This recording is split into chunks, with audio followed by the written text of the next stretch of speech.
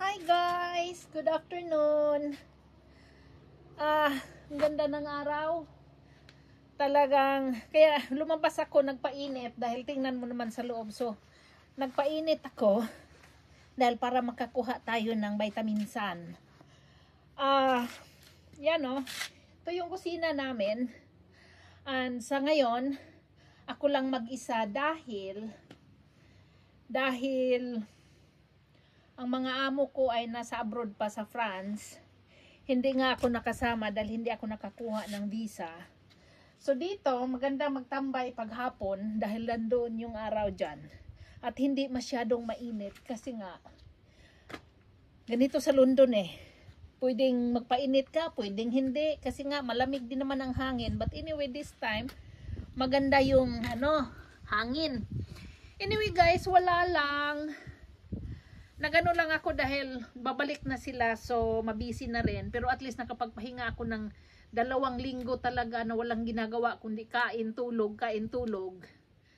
So, yun. Hindi naman ako gumala lang ako ng 1 beses. So, yun. At ang ganda lang ng paligid. At saka, yun. Namiss ko lang yung Pilipinas. Kahit gaano pa kaganda yung paligid ko, mas gusto ko pa rin sa Pilipinas. Kasi marami tayong magagawa, makakain tayo ng yung usual na kinakain natin. So yun. Pero blessed pa rin kasi mabot ka dito. Ang ganda rin naman ng paligid dito. Hindi ka ma-stress. Sa paligid lang okay siya. Ma-stress ka lang sa trabaho minsan. Pero ganun talaga ang buhay. And I'm looking forward na makauwi na talaga. And all this will become a memory. Which is good memory in a way. Kasi mahal ko naman yung mga alaga ko. At sabi ng mga alaga ko, pag uwi ko raw, susundan nila ako. So, alam mo yun, yung meron kang deep connection sa mga bata is difficult to live talaga. Pero, wala kang magawa. Hindi mo naman anak yun eh. Caretaker ka lang. So, pagdating ng araw, talagang anuhin ka. Iwanan mo sila. O maghiwalay kayo. So, ito ang trabaho ng OFW guys. Hindi madali. Pero ganun talaga. Andito naman ako. Kita nyo yan?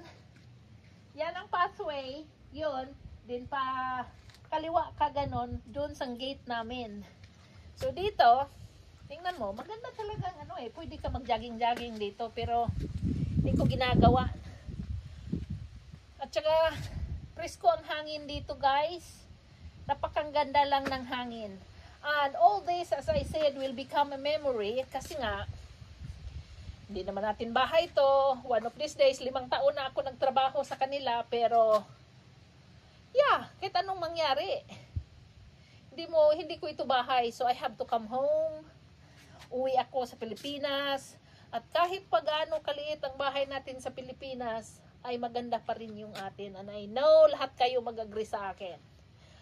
And I'm looking forward to it.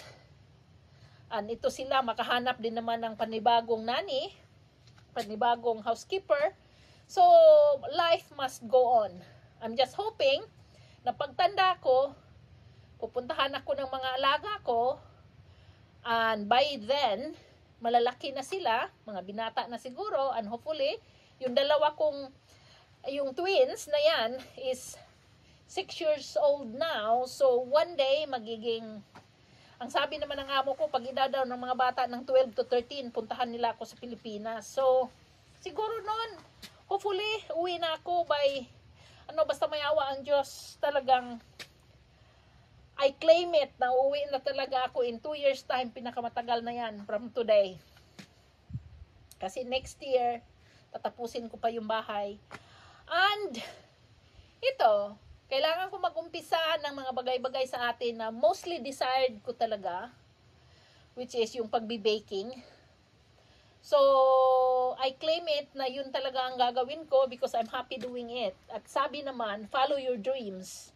At wala na akong ibang dreams, guys, apart sa gagraduate yung anak ko ng college o makapagtapos ng eskwela. Wala na akong ibang dream kundi yun lang, balik sa Pilipinas, makapag-umpisa ng mga bagay-bagay na ano. And then, yun, grateful na ako. Simpleng buhay. Yun lang ang gusto ko. And all this will become memory. I have this wonderful video from this house. And talagang ang ganda. Kaya yun, pinakita ko sa inyo. Ito yung back ng house. Yung dating mga videos ko sa harap yun, ito yung back ng house. At dahil mag-isa lang ako, nagagawa ko ang gusto ko. At nagkakapi-kapi sa loob, nanonood ng videos. But so far, okay naman. Ito, garden ito dito. Lahat magagandang garden, mga roses, mga ano. So, maganda siya. Ito yung life in the countryside na ano. At saka nung pag-pandemic, after pandemic, nakabalhin kami dito.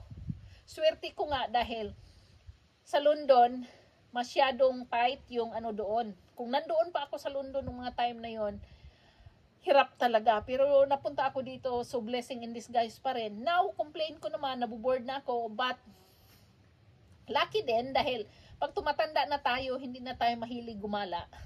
Ang akin lang, namimiss ko lang yung kapatid ko na umuwi na nag-for good sa Pilipinas. And now, she has a life of her own, planting bananas and any kinds of vegetables, and she's harvesting her bananas. Ako, pag uwi ko, mag-umpisa, mag-baking, kung ano-anong gagawin, which is I'm excited. I'm really excited. And itong mga to, as I said, memories sila sa akin. I have a collection of mga pictures ng mga bata nang naalagaan ko, children that I touch lives. Kaya, yan. Happy lang ako na tinupad ni Lord yung pangarap kong makarating dito sa Europe, which is dati, ang UK is part ng Europe. Actually, technically not anymore, but before, part talaga siya ng Europe. But by in continent, kasama siya. But, yeah, nag-Brexit nga sila, na-change ang rules. Kaya, yan ang rason na hindi ako nakasama sa France ngayon dahil in-apply na nila yung pag-Brexit ng mga British, pag-exit ng mga British sa European Union. So, pinahirapan nila ang kukuha ng visa. So, ito ako, which is good for me dahil pagpahinga ako. And then, look at the sun, it's baking my back. Mainit na. So, yan. And hoping ako sa mga tanim ko pag-uwi ko, kaya waan Diyos, mag-harvest ako ng papaya, banana, pineapples, at kung ano-ano pa. Magtanim nga pala ako ng malunggay guys doon sa orchard ko. Parang itabi ko sa mga pineapples kasi nga gagawin kong capsules. May mabibili kang machine dito na salampak mo yung powdered malunggay doon at yun na ang inumin mo. Timbangin mo na lang yung bawat capsule kung ano, kasi may timbangan ako kung ilang grams yun. At yun na inumin mo everyday kung wala kang malunggay. But sa Pilipinas, daming malunggay eh. Ang gusto din naman ng asawa ko, kaya gusto niya magtanom ng maraming malunggay dahil ipakain niya sa aso. Kasi nakakaganda ng coating at multivitamins talaga siya. Natural multivitamins na mas higher pa sa lahat ng multivitamins. So kayong nandyan sa Pilipinas, magmalunggay kayo ng magmalunggay dahil talagang very healthy ang malunggay na yan. Ako dito, ayoko nang mag-bother magtanim. Marami kang mataniman pero ayoko na. Kasi mag-winter na rin naman eh. Ang summer kasi dito, yung straight na mataas na lang yung 1 month, 2 months. Pinakataas na yun na wala kang maranasang ulan-ulan. But mostly meron talaga at malamig. So, in a matter of 2 weeks, lalamig na naman ito dahil sa Canada. Kausap ko yung friend ko kagabi. Malamig na daw doon, nag-umpisa na. So, shout out sa taga-Canada, naglamig na kayo dyan. Kami dito, masani pa. Ang bawi nito, uulan ng malakas at hangin. So, anyway guys, yan lang, nagpainit lang ako. At para makita nyo ang kagandahan ng place na ito, dito ako sa labas ng bandang kusina. At ako'y magkakapi na. At ako'y balik ulit sa loob dahil mainit sa likod. So guys, bye! See you again!